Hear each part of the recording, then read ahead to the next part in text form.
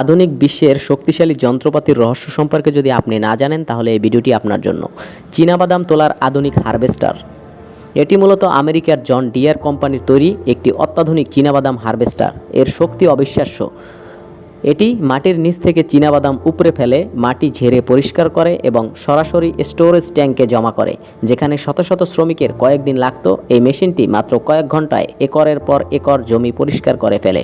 এর কয়েকশো হর্স পাওয়ারের ইঞ্জিন একে কর্দমাক্ত মাটিতেও অনায়াসেই চলতে সাহায্য করে। এই মেশিনগুলো সাধারণত নেদারল্যান্ডস বা জার্মানির তৈরি। এই দেশগুলো কৃষি প্রযুক্তিতে বিশ্বসেরা। এই মেশিনের সামনের অংশে থাকা বেল্টগুলো মাটির নিচ থেকে গাজরের পাতা ধরে টেনে তোলে এবং মুহূর্তের মধ্যে পাতা থেকে গাজর আলাদা করে ফেলে। এর সেন্সর প্রযুক্তি এতটাই উন্নত যে এটি গাজরও মাঝখান থেকে ভেঙে যায় না।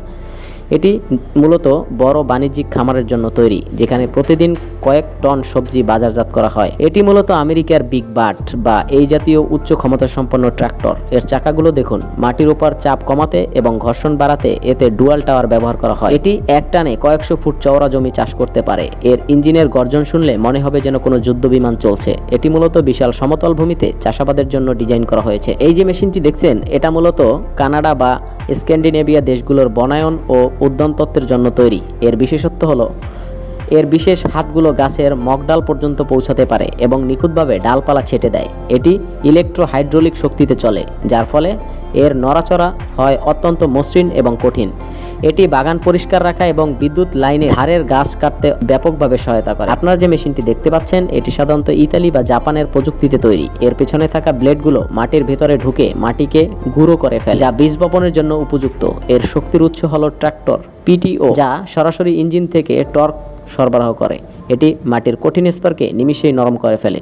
আপনারা যে মেশিনটি দেখতে পাচ্ছেন, এই মেশিনগুলো মূলত জার্মানি এবং আমেরিকা থেকে নিয়ন্ত্রিত হয়। আজকাল জিপিএস এবং এআই প্রযুক্তির মাধ্যমে এই মেশিনগুলো চালক ছাড়াই মাঠে চলতে পারে।